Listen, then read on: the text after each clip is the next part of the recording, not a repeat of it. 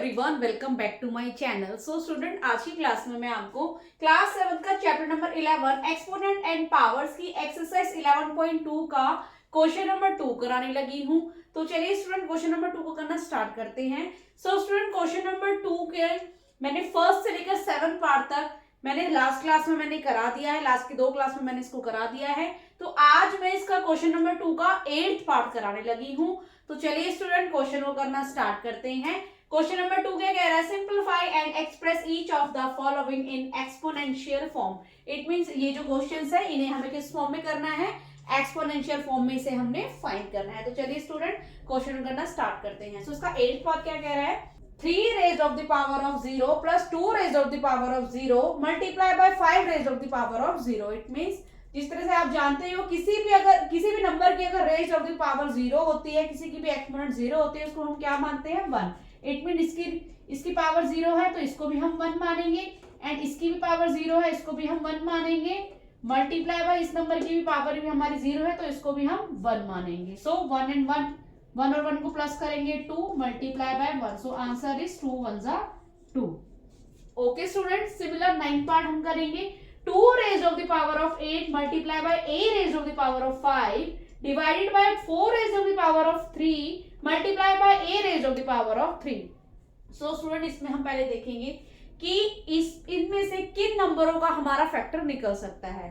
So first is 2 हमारा already prime number है तो इसका फैक्टर निकल सकता है, बिकॉज 2 तो अपने टेबल में आता है। जो नंबर सिर्फ अपने टेबल में आते हैं वो हमारे क्या कहलाते हैं? Prime number, right. एंड ए ये तो हमारा अल्फाबेट है, right. Second is next is 4 का हम फैक्टर निकाल सकते हैं। जिस तरह से मैंने यहाँ लिखा 2 raised of the power of 8 multiply by a raised of the power of 5 divided by 2।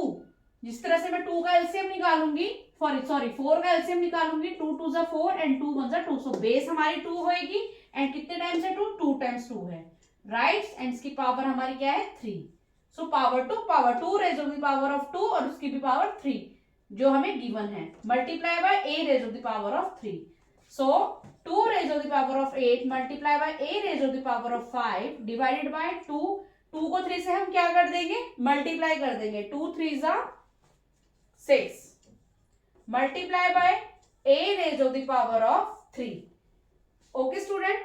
So student, जिस तरह से अब हमने ये वाला 2 एंड ये दोनों क्या हो रहे हैं? डिवाइड हो रहे हैं और इसकी एक्सपोनेंट क्या हो जाएगी? माइनस हो जाएगी। सिमिलर ये दो a है, इन दोनों की बेस सेम है और एक्सपोनेंट अलग अलग है, तो ये भी क्या हो जाएंगे? इसकी एक्सपोनेंट क्या हो जाएगी? माइनस हो जाएगी। सो ये जो 2 है इसको मैं एक पार्ट में कन्वर्ट कर लूंगी, राइट, एंड इसके एक्सपोनेंट को क्या कर दूंगी? माइनस कर दूंगी। मल्टीप्लाई बाय ये जो a है इसको भी मैं एक पार्ट में कन्वर्ट कर लूंगी और इसकी एक्सपोनेंट को क्या कर दूंगी? माइनस कर दूंगी। व्हाई? बिकॉज ये क्या हो रही है? डिवाइड हो रही है। सो 2 एक्सपोनेंट क्या हो जाएगी? 2 की एक्सपोनेंट 2, बिकॉज 8 में से हम 6 को माइनस करेंगे 2 आएगा, मल्टीप्लाई बाय a 5 में से 3 को माइनस करेंगे तो हमारा आंसर क्या आ जाएगा? 2। सो answer is 2 raised of the power of 2 multiply by a raised of the power of 2। Okay student, तो सिमिलर स्टूडेंट्स का 10th पार्ट क्या कह रहा है? a raised of the power of 5 divided by a raised of the power of 3 multiply by a raised of the power of 8। So student, जिस तरह से ये दो a क्या हो रहे हैं? डिवाइड हो रहे हैं, तो इसकी एक्सपोनेंट क्या हो जाएगी? माइनस हो जाएगी। तो बेस में सेम ले लूंगी और एक्सपोनेंट को मैं माइनस कर दूंगी, right. Multiply by a raised of the power of 8।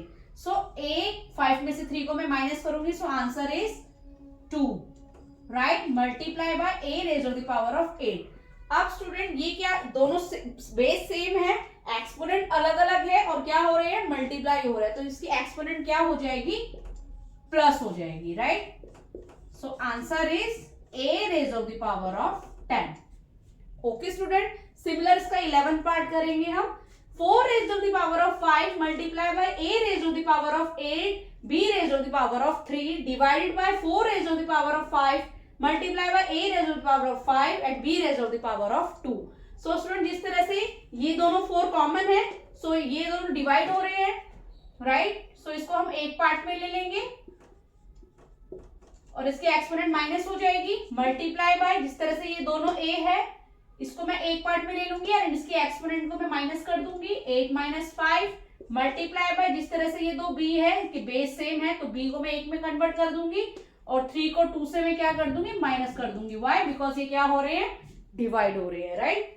So 4 raise of the power of 0 multiply by 8 में से 5 को माइनस करेंगे, so answer is 3 multiply by b raise of the power of 1। So 4 raise of the power 0 है तो हम इसको 1 मानेंगे, multiply by a के एक्सपोनेंट 3 मल्टीप्लाई बाय b के exponent 1। So answer is a raise of the power of 3 b raise of the power of 1। Okay student, so student इसका last part हम करने लगे हैं, इसका क्वेश्चन नंबर 2 का 12th part. सो ये क्या कह रहा है, 2 raise of the power of 3 multiply by 2। So इन दोनों की रेज ऑफ द पावर हमें क्या दे रखी है, 2 दे रखी है। सो स्टूडेंट जिस तरह से ये दोनों हमारे क्या हो रहे हैं, मल्टीप्लाई हो रहे हैं, राइट। और जिसकी एक्सपोनेंट कुछ नहीं होती उसको हम 1 मानते हैं।